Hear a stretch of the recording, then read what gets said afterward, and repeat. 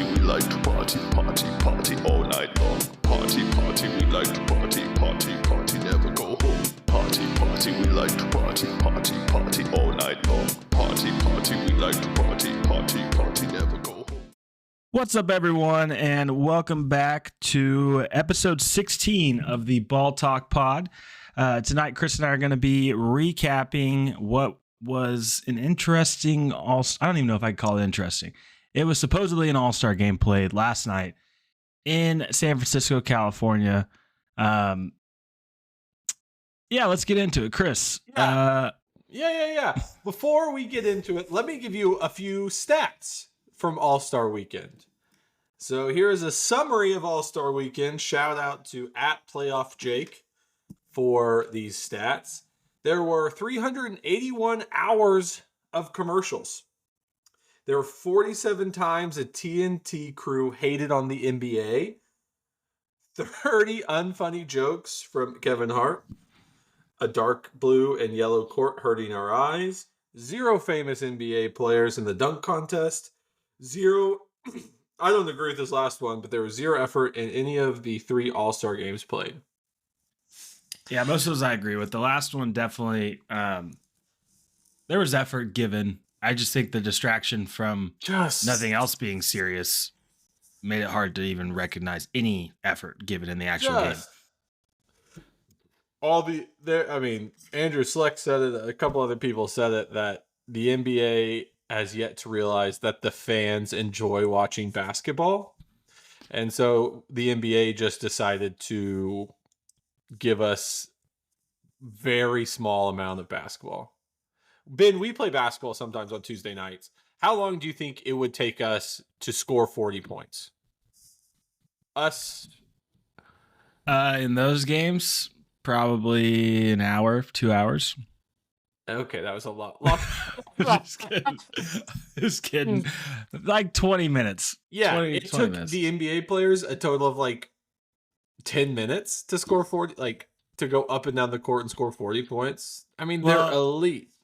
Well, let me give you some stats as well. And I'm bringing this from Reddit. So shout out to Forget Chain on Reddit. He said he calculated up how many total minutes of basketball were played over the whole weekend, including like just All-Star game, just Sunday night. So not the Rising Star stuff. So the intro with ads took 30 minutes. The pregame talk, or the pregame like little interview they did, which was very impromptu at center court, was 10 minutes. The first game, which was Shay's team, Chuck's Global Stars against Dub's team, Kenny's Young Stars, was 12 minutes long. Okay. Then we had a 5-minute challenge where Mr. Beast gave a kid $100,000 for hitting a half-court shot before Dame hit 3. One thing I will say about that, Mr. Beast is, for those of you who don't know, is a famous YouTuber, probably the most famous YouTuber, who does these crazy challenges and gives away a ton of money and stuff like that. Kids really like watching them. Very cool. It's also cool to see that what he does can be done live. Just kind of cool. Shout out Mr. Beast. That was cool. Some kid who they just pulled from the crowd won $100,000. Yes. But so that took 5 minutes. And then game 2, which was Shaq's OG Stars versus the winning team of the Rising Stars Challenge, which is rookies and sophomores, took 16 minutes. You had a musical performance there that lasted 6 minutes. And then you had an Inside the NBA tribute, which lasted 9 minutes, which actually took place in between a timeout period in the championship game between Chuck and Shaq's team. Chuck and Shaq's team, that game took a total of 14 minutes. Post game was 6 minutes, and then like analyst desk, game intro segments, etc., took 22 minutes. And then ads in total in terms of commercials was 80 minutes. Yeah. What was the total game time? 42 minutes. Yeah. Across all 3 games. Yeah. And it was just like, it's dumb. It was so dumb. And the worst part is, and as this kind of being a Thunder podcast, the disdain for Draymond Green is very obvious. And I think he's starting to rub people the wrong way, even those not starting to. He continues to rub people the wrong way, even those that might have had his back up until then. He didn't make the All-Star game, so they gave him a broadcast position on the pregame crew because it was like him, Jalen Rose, a couple other guys, because the main TNT crew were the coaches or GMs of the game. So they were actually getting ready for the intros and things like that. Two things he says that just are like, shut up. One, he guaranteed the Warriors are now going to make or win the championship because they acquired Jimmy Butler III, which has upped the competitiveness and the vision, I guess, for that organization. This organization that's won 4 championships in the last, 8 years. And has the best 3-point shooter of all time. They were lacking vision. He talks out of his ass. I don't understand it. And it's just like, he is like a clickbait machine himself. You don't need to don't want to talk about him. No, it's crazy what he says. Because he also said, like, we're not scared. You look at the West, we're not scared of any of the teams out there. You know why you're not scared of any of the teams out there? Because that team's about to show up. It's the Warriors. Now that that's what he said. Butler. What? I was like, okay. Oh my gosh, okay. Dude. Sure. The worst part is he's gonna retire one day, and he's gonna get a streamline to some big. No. He said he's gonna be the head coach of the Golden State Warriors. Whatever. Did you hear him say that too? As soon as you said it, I was like, crap. He did say that. It's just stupid. I think he just said he would punch all of his players. He'd give Jonathan Kuminga, if he's still on the team, an uppercut that would send him through the roof. Yeah. Because he doesn't play Draymond style basketball. Whatever. Whatever. The second thing he said is that he made this big stance took this big stance on that the Rising Stars team should not touch the Sunday All-Star game. And I don't necessarily disagree with this, but he said it's disrespecting the All-Star game. It's tampering with the meaning of it.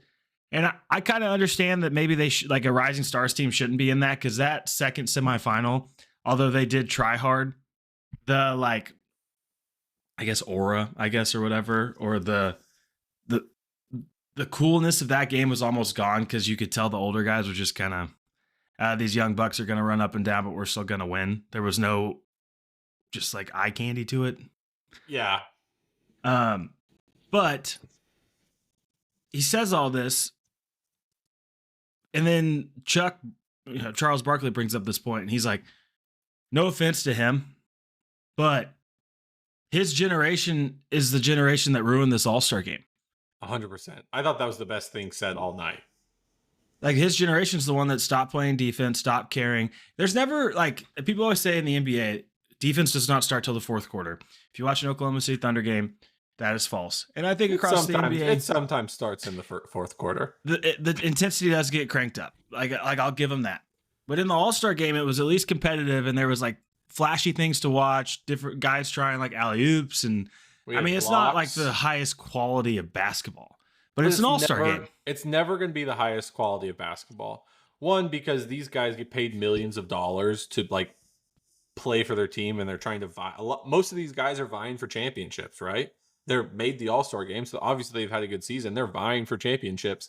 They're not going to go out and play hard when at any point in the season that we've seen, you could have a catastrophic fall where you break your hip or you bust your Achilles.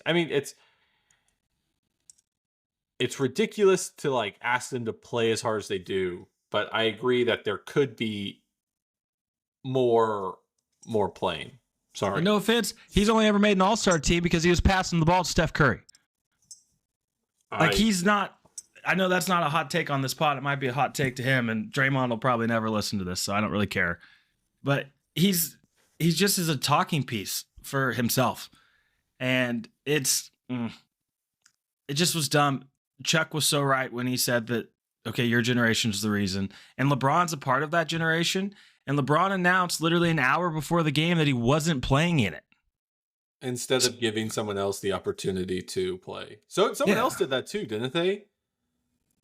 Not like people were injured, but the announcements were made prior to, so they could. Oh, I thought someone else also announced like right. Like before, Giannis so was hurt, so Trae Young got in, and Anthony gotcha. Davis is hurt, so Kyrie got in. But it just it could be so cool, as you said. What Andrew Schleck tweeted out: the NBA doesn't realize that NBA fans like watching basketball. The National Basketball Association. We enjoy watching the national basketball. And if you take out that format and make it a regular All-Star game, and I don't care about like Eastern or Western, whatever, the big idea right now is that you would go to like a Team World versus Team USA because there's so many international players in it, which I think is a cool idea.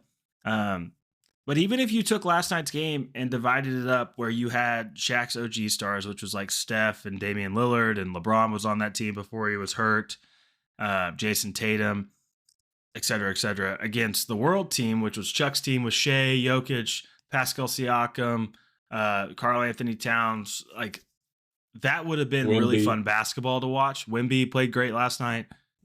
That would have been really fun basketball to watch over, even if you shorten the game. Like don't do the target score. I think the target score is dumb. You don't have to make it a 40, make it a 20-minute game or a 40-minute game, a 20-minute halves or something like that, like college. But that would have been great basketball to watch. And now it's like, Steph won MVP, and that's another thing too. It's almost like, okay, whoever's all-star is in the home city of that all-star game, they're gonna win the MVP. Gonna win, right? Especially when it's somebody like Steph. Like if it's, I think it's in LA next year, but it's in the Intuit Dome. So shout out to Kawhi Leonard or James Harden, whichever one plays enough games to qualify on your MVP next year. I don't actually believe that Steph is that good, and he did have some moments. He was cool to watch, and he had like a half court heave that he cashed. He did a floating, like basically shot a floater from the top of the key. So there were moments. Dub had a cool alley-oop. Shea was 5 of 5 in the first game with 12 points. I mean, his like MVP, if they had won, he was going to win MVP. Yeah. But it was so dumb. And the worst part in all of this, and we haven't even talked about like the skills challenge and all that stuff, which isn't even worth talking about because people don't really take it seriously.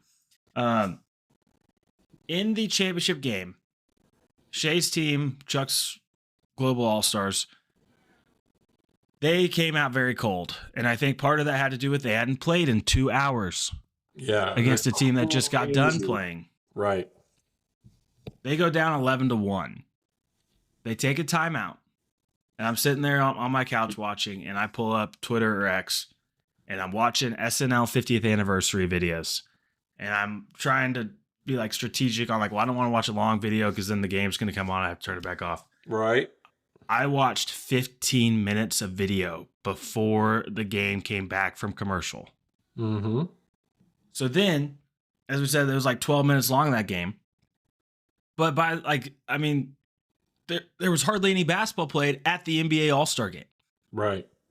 And even Dub mentioned, they asked him, I kind of feel bad for him. One, it was so cool to see him soak up everything.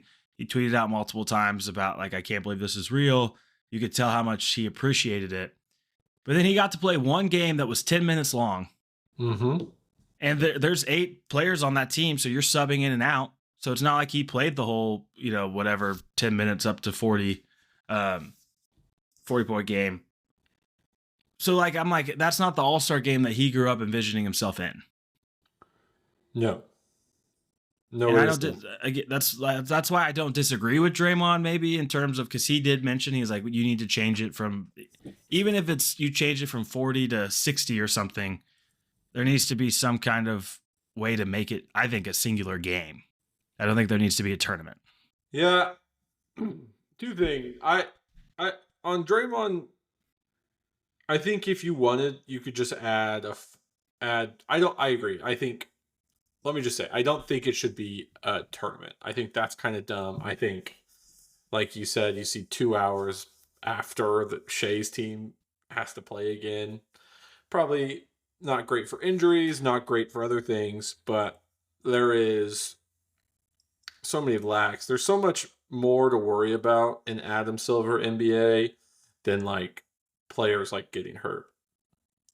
The other thing is like I think the best opportunity for the NBA to like show that they have the fans' favor is to do a longer game, but like maybe instead of like playing this whole game without a target score, you play two 20-minute halves and those guys, and then you put the starters out there and you play a game to 40. You get a They've lot kind of of done that in basketball the in. past, yeah. I think, but without like they just reset the scores. Like it doesn't like they can score and do lollygag all you want. We'll see some fun dunks. Maybe we'll see some defense, if they tell them. But then you set up like, all right, here's where we're going to go. I do like East versus West because I think it's a fun, like, which conference has more all-star talent kind of thing. But it would mean that probably Jalen would get more all-stars if we go the different direction. If you go like just the best players in the NBA instead of East versus West. That's true, but they voted it this year based off of East and West and then drafted them together. That's what I'm saying. I don't know- That's what I'm saying. Yeah. Like, I don't know how they would change it. And like you could tell TNT, it almost felt like it was like a slap in the face to the NBA because TNT is losing their NBA contract to NBC, and the NBA did not give Turner Broadcasting the ability or chance to match or exceed the offer that they got from NBC. And so it almost felt like we're going to tank this so you look bad. Because they did like I said, they did a whole like 9-minute thing about, Chuck, Shaq, Kenny, and Ernie. And like, we're going to miss them, da-da-da-da-da. And it's like, it's very public now that they're coming back. Yeah. And that was what was in the middle of the timeout in the championship game that lasted almost as long as the game. Yeah. It's crazy that, and even like the fact that the NBA and the Players Association got together before the game and was like, hey guys, we need you to play hard.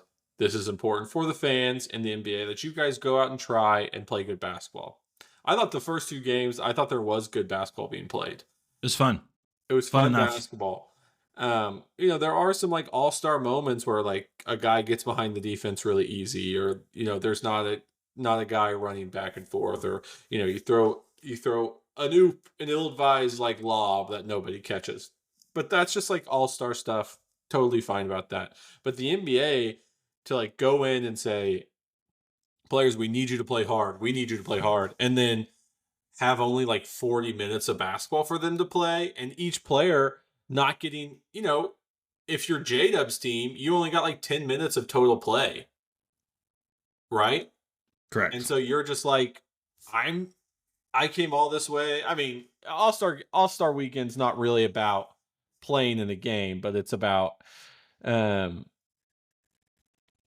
being there, being, with the fans and like knowing you're an all-star. So I don't know. It just felt heck, weird. I don't even know if Dub had to shower after the game. He had that dunk, that one dunk. I mean, that's fair. And again, I think it was so cool that he got selected. It was well deserved. Like I said, you could tell that he really soaked it in. It meant a lot to him. Yep. I think a couple other storylines from the weekend outside of the NBA just tanking that, because another thing too, before we move on, the announcers and commentators spent all of the time dogging on the product. Yeah, they did. And so like as a viewer, which one of the reasons that sparks this podcast talking like this about it is because all you heard for 3 hours is how bad this is. So like the casual fan, the ones that don't have a podcast or don't live in Oklahoma and have nothing else to do, as so many tell us as Thunder fans, they're going to tune in and hear Draymond just like talk a mess about this and be like, oh yeah, this is dumb. Click. Right. And move on to the next. Like that's the problem with the NBA compared to other sports. There's not that level of respect, and Draymond's still playing, but there's not that level of respect from generation to generation, from the older generations to the new. The new generation seems to always pay respect. You know, you always like they talk about, you know, we've said Luka is so excited to play with LeBron. You hear people talk about Kobe, Shea and Dub both talk about Dub wears 8 for Kobe. And Shea, you can tell, mimics a lot of his game off of Kobe, you know, et cetera, et cetera. But the older generations don't talk great about this generation because they're like, well, back in my day, you know, we played defense and we got black guys and da-da-da-da-da. That's why Chuck, Shaq, and Kenny with Ernie are so great, because they are players who are watching, as they said in the broadcast, they're as much of fans of this current crop of players as they are former players or commentators. Right. They just enjoy it. And that's why people like that show so much. And it was so important for the NBA to make sure that show continued, even with the contract and the rights changing over to NBC. Right. Positive attitudes are just draw people in so much more than if you have Draymond, like you said, talking mess about the product on the court. Positive attitudes are generally what make people excited about things. Yeah. No one's going to be excited about something if you keep talking like, hey, I mean, this is terrible. Why would they do this? Blah, blah, blah. So, you got a viewership problem? Maybe don't just dog on your own product every time someone tunes in. Right. And find ways to talk, because there's good stuff happening in the NBA every night. It's been a great regular season to date. Oh, yeah. And lots of all great anyone games. Talks about is the negative sides of like, oh, too many free throws, too many Ratings threes, are down. da-da-da-da-da, whatever. Enjoy the game. What? At what point did we decide as basketball fans to say free throws are bad? If you get to the free throw line, you're bad at bas. Like you're not a good scorer. Well, because that's the issue with Shea. It's like that's all anyone talks about. Which honestly, give yourself a pat on the back, Shea. When that happens, you know you're a great player. Yeah, but why are free throws bad? And I know you're just like screaming at a wall when people are like, because I saw like people like make edits or something of Shea, and this one was made by a Wolves account where it was just him making free throws. It was just like, why are free throws bad? At what point as basketball fans did we decide that the only way to be a good scorer is if you shoot a lot of threes and don't get fouled? I'll be honest, I think it was kind of the Harden, and like all that Harden stuff when he won MVP. Not that he didn't deserve it, he absolutely did. But he got really, and I'm using air quotes, good at drawing fouls in ways that he was really fouling the defender, in terms of like he would like grab their arms with his offhand. No, I know. And things like that. And so that's kind of where that escalated. And people think Shea plays like that. But if you watch Shea play basketball, and I mean, you had Anthony Edwards earlier this year say that he's the MVP. Donovan Mitchell echoed that at the All-Star game. Arguably the two best shooting guards in the game right now. I've already said Shea is your MVP. You have defenders saying that Shea has the deepest bag, is the hardest to guard. And that's because of how crafty he is and how he plays every angle possible. Like you could play him straight up, but then he immediately backs it out and finds a different way to attack and gets you off balance and out of position. And to someone who I consider who would know basketball and understand what creates a good play, that's great basketball. Getting the other guy out of position, you get 2 free shots, you're a 90% free throw shooter, and you're putting the other, like their best defender most likely in foul trouble if they can't guard you. Yeah, and these guys that are like saying it online, I'm sure if they played like any basketball or any pickup, it's like if they go to the hoop, they're probably guys who are begging for fouls. They're like, yeah, they're the ones that are complaining. Yeah. And, I hate to just, it just sucks to give this argument life, but it's just like, it's the All-Star break. We have, you have to find something to talk about. But yeah, I mean, another good thing about All-Star Weekend, I thought Mark looked like he had a great time. He was smiling the whole time. Marky squints. He wasn't. This is the most casual you will ever see Mark Daigneault. Yeah. He was asked why how he felt about coaching while sitting down. He's like, oh, for this, it doesn't matter. I was just chopping it up on the bench. I mean, like he spent time talking to Jokic and like, I mean, all of his press, you could tell he was just like, he was truly appreciative of it. which I think is cool. He wasn't like, and I don't think Mark is this way. He's not like too cool for school and anything that he does. He's just very serious and very Right.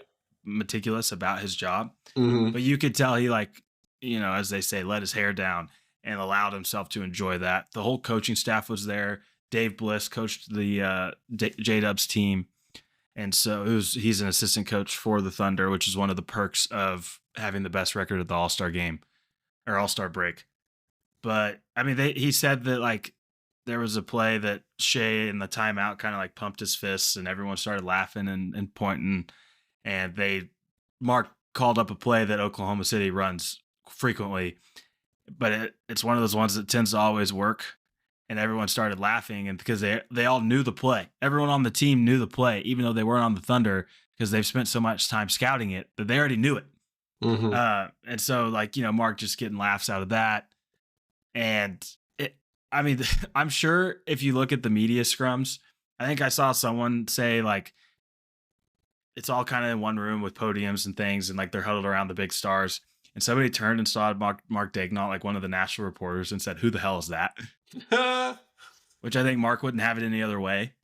But it was cool to see him do that. I don't think it'll be his last one because it's not. It's anyone that, like, if you're leading at the All-Star break in your conference, you are the coach for the next year. And so there's definitely an opportunity there that he could do this, a number of more times. The other thing that I thought was incredibly cool, and I think it just builds not his MVP case, but his ability to maybe take that step into like face of the league conversation, is Shea's sneaker release, his first basketball shoe.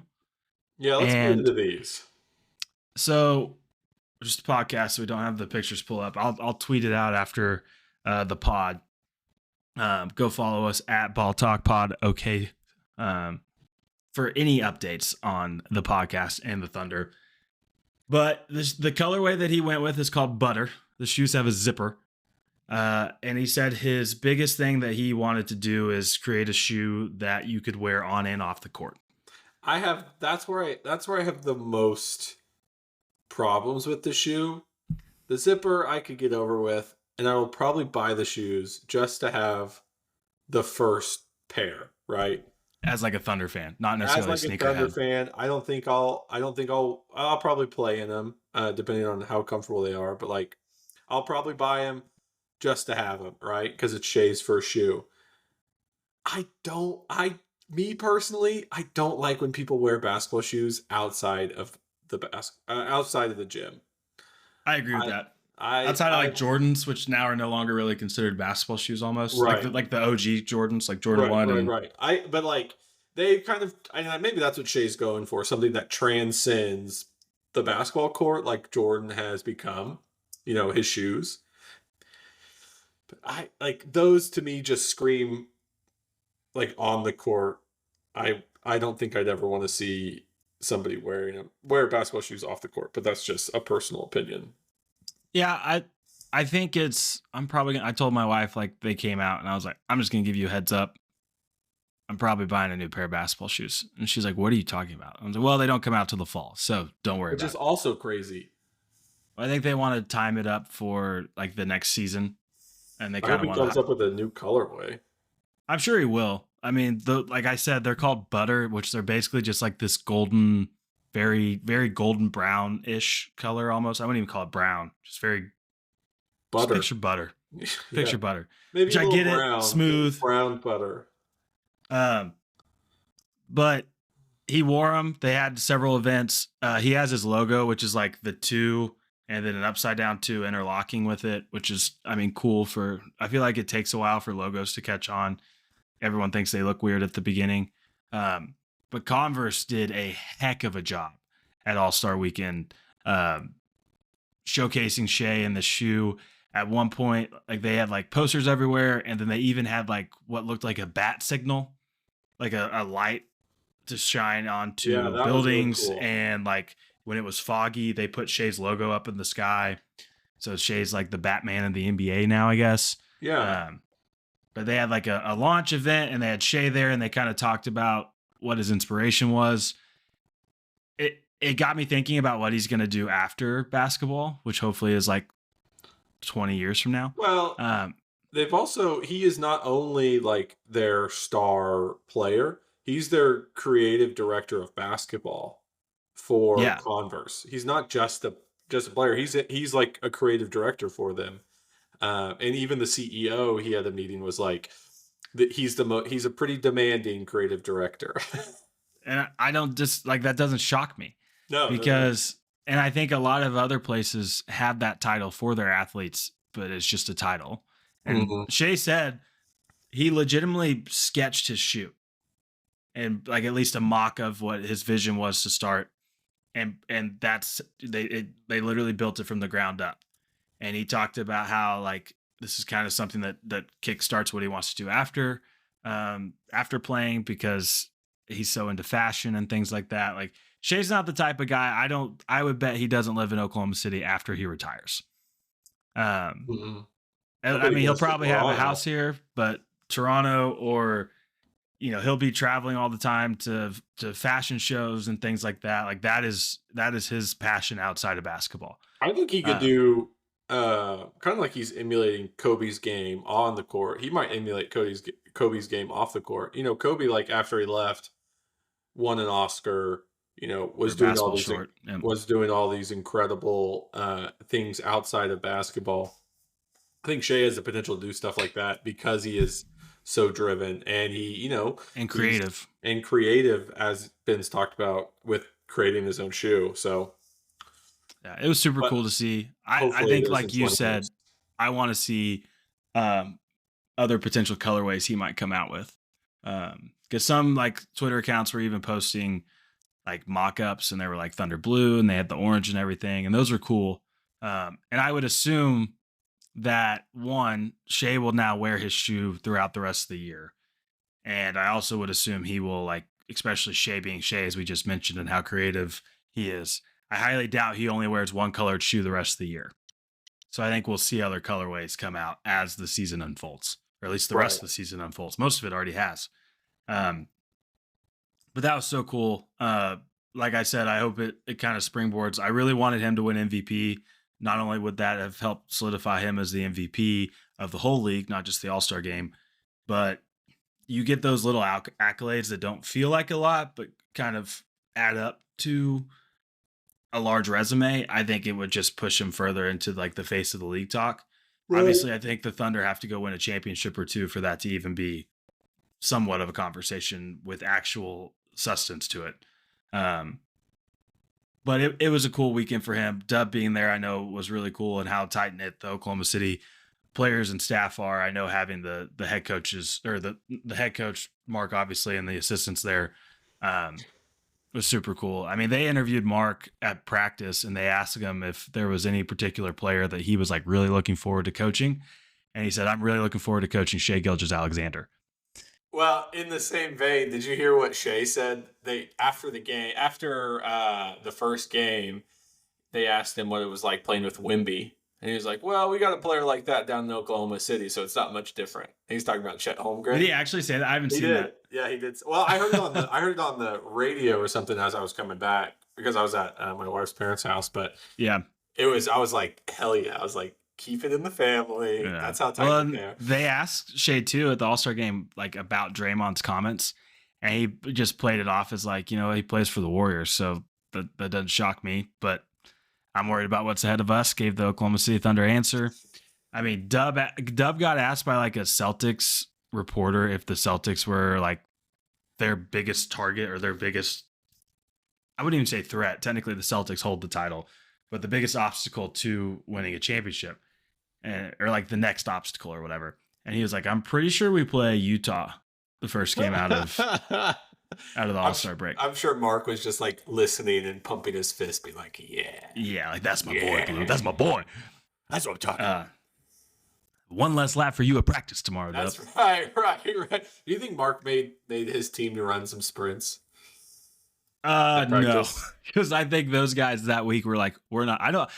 I think Anthony Edwards did not play. He was on, I think he was on Shea's team. Yeah, he was on Shea's team because they did like a trade or something. I don't know.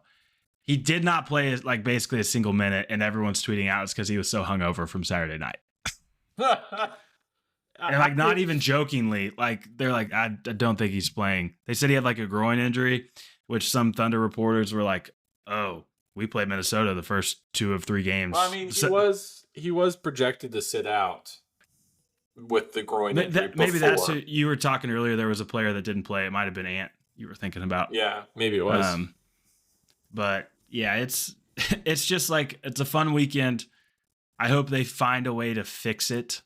I mean, I do love the access you get to the players. I love all the mic'd up stuff. Most players are mic'd up and you get to hear all that. I love hearing that chatter they talk about and how they talk to each other, and you get unfeathered access to the locker room when they're like just like hanging out in the locker room, which is like the best time to be a guy, is like in the locker room with your boys, just like Giannis legitimately asked Shea just to give him a high five or a handshake just so he could get some of his aura. Right. And then he said like, he's like, Shea, every single time you're out there, feels like you're walking in slow motion. You're moving in slow motion. I know you're not, but then he like gets up and mimics it and everyone just starts dying. And then another moment with Dub that I thought was hilarious. Trey Murphy is like getting big into like content and stuff like that. He's a player for the Pelicans that's played really well recently. He's big on the young man in the 3 pod. I don't know who he was doing this for. It might have just been the NBA, but he specifically asked Dub on the side after a practice, like, when did you think you were making that all-star leap? Or when did you think you were deserving of an all-star selection? And Dub looked at him and said, probably like the first round of the playoffs last year, because Murphy plays for the Pelicans, who the Thunder beat in the first round of the playoffs. Right, yeah. Like, that's what you get. Like, it's all just like outside of the games needing to find some kind of seriousness or like you said, like everything you get outside of that is so cool. So it's not like I want it to go away. Like all the camaraderie between the teams and the different players. And all those guys have played together, like even before the NBA, like playing in the USA team, the USA select team, college, McDonald's All-Americans, et cetera, et cetera. They've all spent their entire time, basically their entire lives. That's their group of guys for the most part. And so all of that was cool, but the game was just hard. We didn't even mention that like Kevin Hart was the MC. And at one point, Kevin Hart. Let's not talk I like him, but he's funny. He's funny. He was not needed at that night because, like you said, if you're going to tell everyone to be serious to play this basketball game, the thing that screams the exact opposite of let's take this serious is Kevin Hart emceeing 3 stupid tournament games. He like at one point stopped the game and started yelling at Shea to get the ball, go do work in his mustard shoes, which was dumb because they're butter. I'll defend Shea there a little bit. And you could tell Shea was even like waving at him, like not like hi, like, hey, shut up, I'm trying to ball. Like he was like, stop. Like we're playing basketball. So it's just, it was fun. It's cool to see all the Oklahoma City representation there. I'm excited for the next 28 games. I just wish there was I turned off the game last night and I was like, that was a waste of my time. But it wasn't the basketball. I think it was the other. It was the whole product. The whole product. Yeah. Okay. So then the celebrity game is always a fun time. They just like have different celebrities. Kind of a fun watch if you know the celebrities or you're kind of a fan. legends come back. Yeah. Yeah. It's weird that they have WNBA players in there, but they do that some too. The 3-point contest, lots of fun. Always a number of guys who are like good shooters, legit shooters. Buddy Hield is in it, you guy. Tyler Hero won it. Really good. That's a really good product, I think. They do fun stuff and they add and take away from that every year, whether it's adding a 4-point shot or like, the money rack or things like that. So that's a really good product. The skills challenge needs a lot of help. They have to find a way to either nix it or make it more entertaining. Instead of teams, don't do teams. They've done teams for a number of years. I don't know, but that's bad. But the worst product throughout the whole week is the dunk competition. And the dunk competition used to be my favorite part when when it was Dwight Howard versus Nate Robinson, and they came out and they cared and they did, like, Dwight Howard brought out a backboard that was 12 feet tall instead of 10 feet tall. He came out in a cape. Nate Robinson dunked over Shaq. It was like all these fun things. Gerald Green like blew out a cupcake that was on the rim. Like it was just like cool stuff. And now they have like Max McClung, who is a G League player, hasn't played in the NBA in ever, I don't think. Probably only on the Magic G League team just to win dunk competitions, which he's a professional dunker. He has 3 straight. And so it's just like no NBA player is going to go up against a guy like Max McClung and get Mac. You got it. It's Mac. Mac McClung and get their butts beat by a guy who can't play in the NBA. So you lack the dunk competition's great when it's your favorite player going out there trying to do cool dunks. I mean, Hamid Diallo, former Thunder legend, won it one year. And it was a fine dunk contest, but the only reason it felt cooler than it was is because a Thunder player was in it and was winning. Right. And you had, after this selection or this competition, Ja tweeted out about doing it. Giannis said he would do it. Zach LaVine said he'd come back and do it. And that happens every year. Mm-hmm. And they're like, we got to get this back to how it was. And then you come back to the next year and it's Mac McClung and like 2 random players. One's going to be a rookie. One's going to be like a 3rd-year player that's like just athletic, but like kind of not really in the rotation of whatever team he's on. Right. Like it's honestly, a lot of it is rookies because it's their chance of like touching the All-Star weekend even more. Mm-hmm. So I get why they do it, but they're only getting invited because the top players are saying no. I mean, but think about the players who did it. Dominique Wilkins. Michael Jordan. Kobe did it. Vince Carter. I mean, you had Spud Webb did it. Dwight Howard was really big at the time he did it. The NBA needs to find a way to entice these guys to come back and do it again. Whether you got to be able to win like $1 million or something like there has to be some big cash prize. I don't even think it needs to be that. They just need to find the right guys to start it again and make it cool. And if you do it 2 years in a row where it's the top guys and like Anthony Edwards versus Ja, you start making it cool. Throw Zion in there, like just something. Right. If Zion can even jump. Zion, Ja, and Anthony Edwards, you have the most electric dunk competition in the last 15 years. And if you do that 2 years in a row, it starts building, and now you have other guys who want to try it. Yeah. It becomes a cool thing to do again, and it's just not.